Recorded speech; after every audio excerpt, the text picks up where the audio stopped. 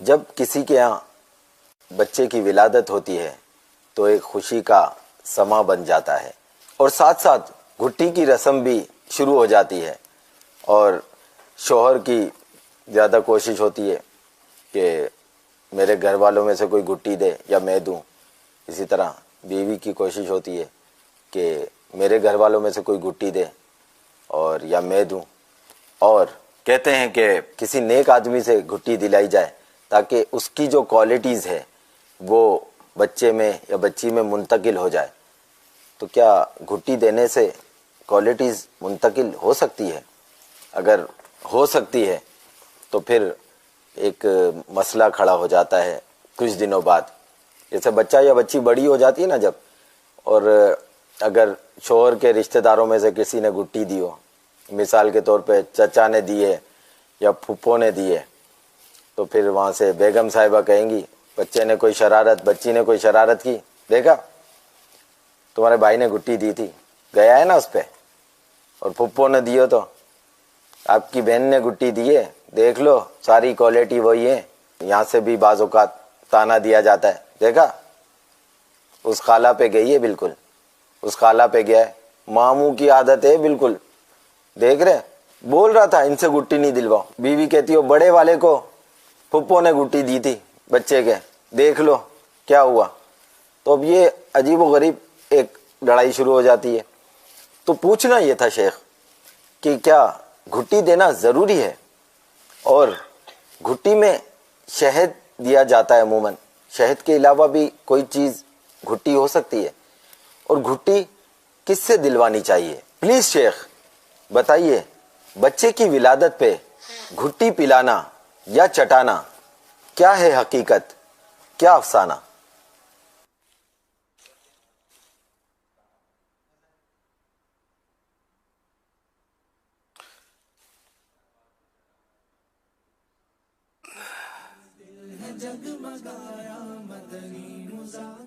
حضرت be be عائشہ صدیقہ رضی اللہ عنہا کہتی ہیں کہ اللہ کے پیارے نبی صلی اللہ علیہ وسلم کی خدمت میں بچے لائے جاتے، حضور صلی اللہ علیہ وسلم ان کے لیے برکت کی دعا کرتے اور تہنیک کرتے، یعنی کوئی چیز مثلا کھجور چبا کر اس بچے کے تالو میں لگا دیتے، یہ تالو جو ہے یہ اوپر کا حصہ جو ہے یہ تالو کہلاتا ہے، تو تالو میں لگا دیتے کہ سب سے پہلے اس کے شکم یعنی پیٹ میں حضور صلی اللہ علیہ وآلہ وسلم کا لعاب دہن یعنی مبارک تھوک پہنچے۔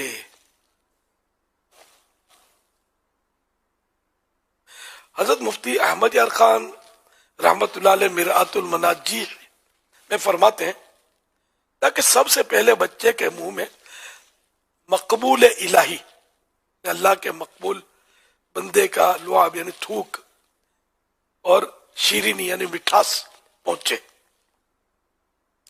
پہلی غذا کا بچے پر بڑا اثر پڑتا ہے، بزرگان دین پہلا میرے بزرگوں سے دلواتے ہیں۔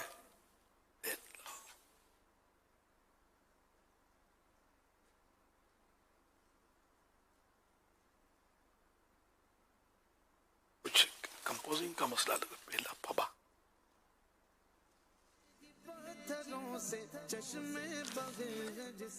حضرت اعلیٰ حضرت امام احمد اللہ خان رحمۃ اللہ علیہ فرماتے ہیں جب بچہ پیدا ہو فوراً سیدھے کان میں اذان، بائیں یعنی لیفٹ میں تکبیر کہے کہ خلل شیطان و ام الصبیان، یعنی شیطان اور مرگی سے بچے وہ بچہ۔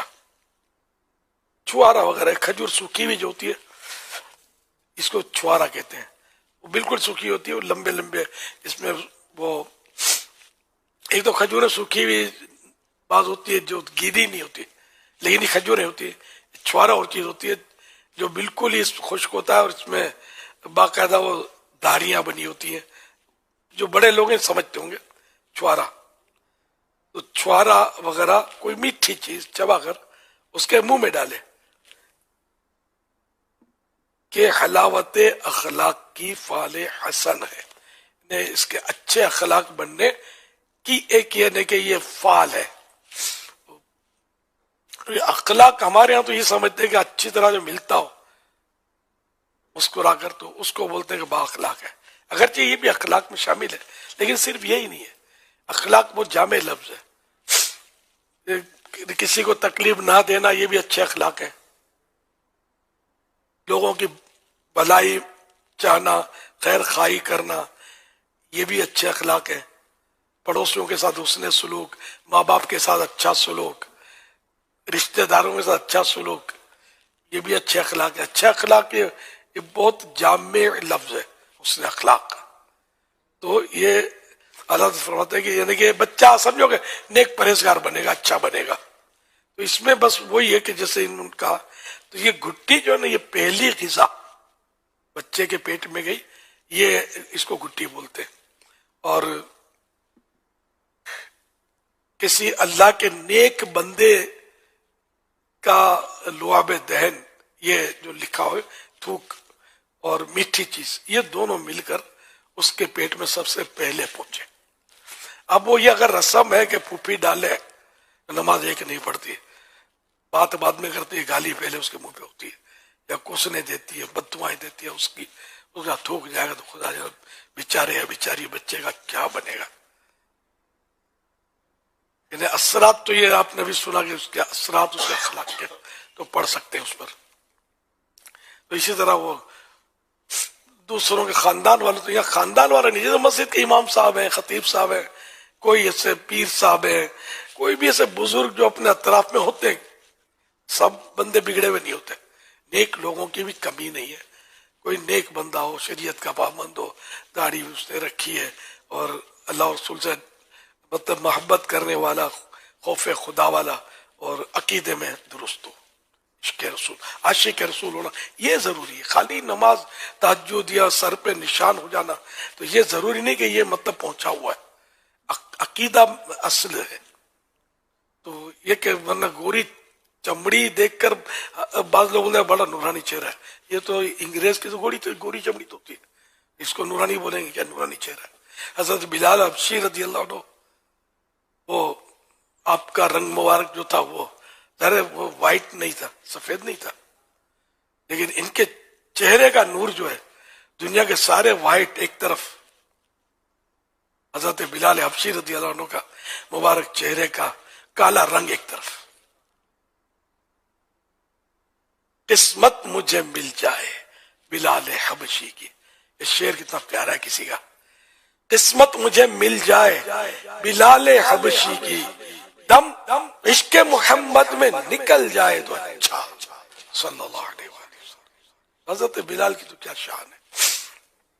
تو یہ کہ کوئی واقعی عاشق رسول، پکا سچا ٹنا ٹن سنی ہے، پلس یہ کہ نیک ہے، نیک نمازی پرہیزگار ہے.